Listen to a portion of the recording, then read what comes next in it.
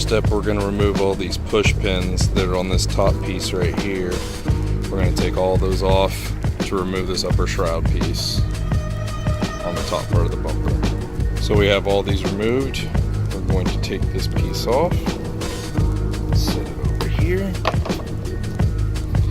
then we're going to have all these that we're going to have to take out, which I believe are 8s. I think these look more like 7s or 8s, and these I'm going to have to take out, which kind of can't tell what size they are, but I'll let you know. So these bolts over here are 5.5 right here, and these bolts right here are 8mm. There's also a push pin here and up here that we're going to take out as well. Inner fender well. And the same on the other side. Push pin here, push pin here we're going to take out. And I removed those two and figured out that there's actually a third one right there as well. It's kind of hard to see without a light, but right there it is. Maybe now you can see them a little better, but there's two 10mm. I got the bolts and everything coming up. That way you can kind of see them a little bit better. Here is the way that this thing works, is there's a push pin in the middle that goes up through for these bolts. Kind of explain this to you. It goes like this into the bumper, and then you can just push pin, you can pull the push pin and this whole piece down, so that way the bumper just comes off, and then put it back up in there whenever you're ready to bolt it back into the car.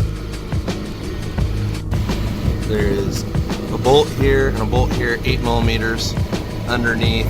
There's also a push pin and a push pin back here, but the way that this looks is this might separate from this bottom piece. So I'm going to try to take this off and this off. I'm not going to worry about taking this off. I'll try to take it off by itself and see if I can get the cover to actually remove without having to take off this whole piece right now. And then I'll take this off by itself. Just to let you guys know, these are 7mm, not 8mm like the top. So Ford put 7mm on the bottom, 8mm and 5.5 on the top. Okay, I'm gonna remove this push pin and this push pin while I have this side jacked up. It also appears that there is a bolt in here, but there's nothing in the front. And then way back in here, there's bolts there too. So I'm gonna just go ahead and remove everything while I have this side jacked up. But that only bolt I see is here, push pin here and here, and then bolts over here. So I'm gonna try to take all that out while I have this side jacked up. Now the bumper is removed. I'm gonna go ahead and remove every one of these 7mm. There's a bunch of them right here, every single one of them. So I'm gonna remove all those and take this away from the plastic bumper.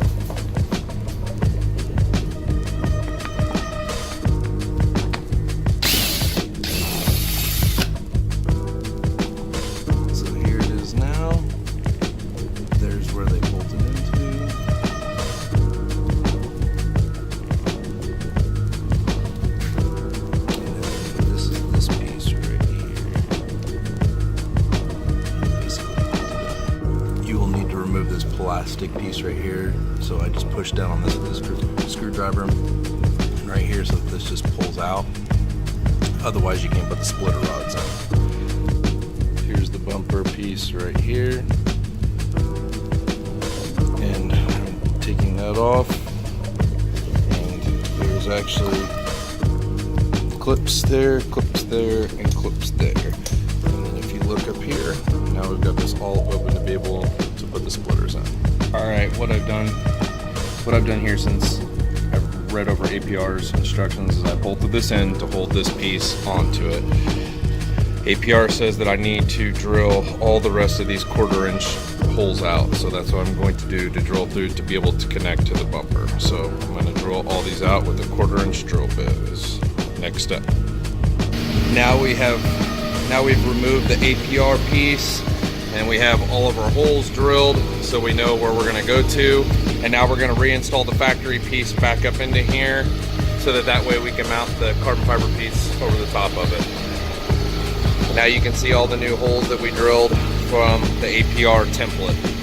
Alright, so here's what I did. I mounted these back in, mounted one here, mounted one here, mounted one here, and then those two over there. so I can get this back on. And then what I'm going to do is I'm going to drill these holes that I just re-drilled into this piece now, so that we know where these holes are going to be into the underlayment piece. So this is where the holes are where we drilled right here. And then I'll show you what I'm going to do. This is another one of the holes right here. I'm cutting 1.5 inches with 10 snips all the way around it. So that way, as you can see right here, so I'm cutting 1.5 inches around it so it has plenty of room with the washer and everything when we bolt everything into the other part. So that's basically what you're going to do, is you're going to cut 1.5 inches diameter all the way around it. So this is what it should look like. I cut around there, cut around there, cut around here, and cut around here. Should be plenty of room now for the bottom dam piece. Here's what it looks like all put together. We put all 10 back in, washer on each side, and that's what it should look like when it's all put back together. Now we're going to attach the under part of the factory bumper. Alright, we just put the factory air dam piece back in. It was a nightmare because it gets hung up on all this factory stuff. Got it back in. Now we're going to bolt these 2 bolts and these 2 bolts back into the factory locations. Here's the bolts being put back in, the factory 2 bolts on this side. Here's the underneath, just so you can see what it looks like. Here's where we drilled our holes. We drilled them up into the top there. We remade them because the other holes would not work, mainly because they won't go through this plastic piece right here. The bolts aren't long enough to go through here, so we had to go through here. Here's what they look like installed. The last step is right here where they have these pre-drilled holes. You have to put these longer screws in. That's the last step of holding this on. Here's the finished product.